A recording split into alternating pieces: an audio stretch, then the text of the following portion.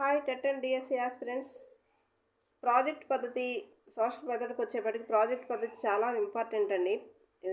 Project పద్ధతి అనేది ఒక సోషల్ మెథడే కాదు, ప్రతి మెథడ్లోనూ ప్రాజెక్ట్ పద్ధతి గురించి బిట్స్ వస్తాయి. నిర్వచనాల్లో ఎవరు అడిగారు అనేది కంపల్సరీ వస్తుంది.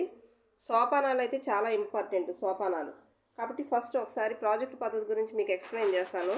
అసలు ప్రాజెక్ట్ పద్ధతిని ఎవరెవరు ఏమన్నారు? ఈ స్టీవెన్సన్ ఫస్ట్ ప్రతి ప్రాజెక్టు సహజమైన సన్నివేశంలో పూర్తి చేసిన సమస్యాత్మక కార్యకలాపం. స్టీవెన్సన్లో సా ఉంది, ఎక్కువ సా పలికింది కదా, మీరు గుర్తుపెట్టుకోవడానికి ఈజీగా చెప్తున్నాను చూడండి. ఇక్కడ సా ఉంది, సహజమైనలో సా ఉంది, సన్నివేశంలో సా ఉంది, సమస్యాత్మకలో సా ఉంది. So friends, next binding and binding. నిజ జీవిత సన్నివేశంలో పథకం ప్రకారం విద్యార్థులు సాధించిన లక్ష్యాత్మక కృత్యమే ప్రాజెక్ట్. బైనింగ్ అండ్ బైనింగ్ అనమాట.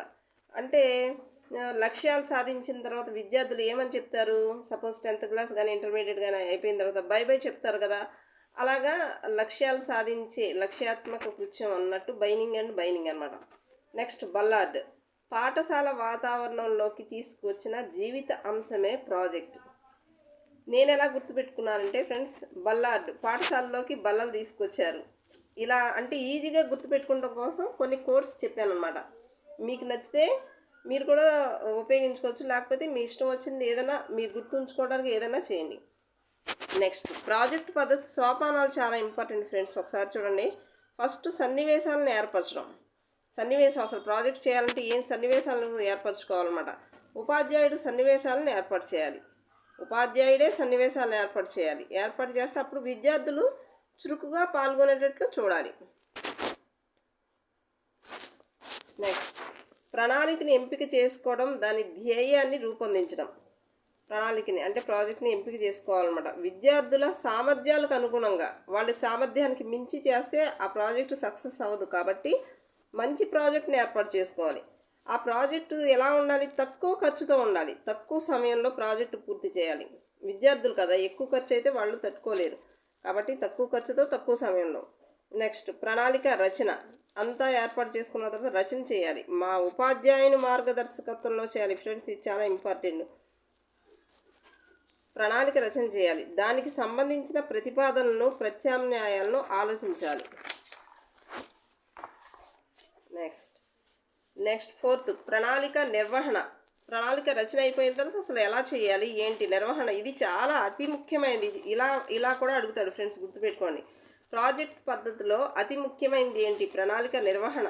అన్నీ రచించుకుంటాం, అన్నీ చేస్తాం, కాకపోతే ఇక్కడ ఏంటి, రచించిన దానిలో ప్రణాళిక నిర్వహణ చాలా ఇంపార్టెంట్ అనమాట. ఇది దీర్ఘమైన సోపానం. నిర్వహించడం అనేది ఒక పని కాబట్టి దీర్ఘమైన సోపానం. విద్యార్థులందరూ సహకార భావనతో కృత్యాలు నిర్వహించాలి. ప్రాజెక్టు కార్యకలాపాలను విద్యార్థుల వ్యక్తిగత ఆసక్తిని బట్టి విభజించాలి. ఒక్కొక్కరికి ఒక్కొక్క కార్యక్రమం చేయాలని ఉంటుంది ఒక్కొక్క ప్రాజెక్టులో. అలా వాళ్ళ చేయగలిగే దాన్ని బట్టి మనం కార్యక్రమాలను ఇవ్వాలన్నమాట. నెక్స్ట్ ఫిఫ్త్ మూల్యాంకనం. ఇది చాలా ముఖ్యమైన శిక్షణ పొందే మార్గం. ప్రధాన నిర్వహణ పూర్తయిన తర్వాత దానిని సమీక్షించాలి. అసలు ఏంటి మనం చేసింది, ఎలా ఉంది, ఎలా చేసుకున్నాం, సరిగ్గా చేసామా లేదా, అలా విమర్శ చేసుకోవాలన్నమాట. ఇది చాలా ఇంపార్టెంట్ ఫ్రెండ్స్.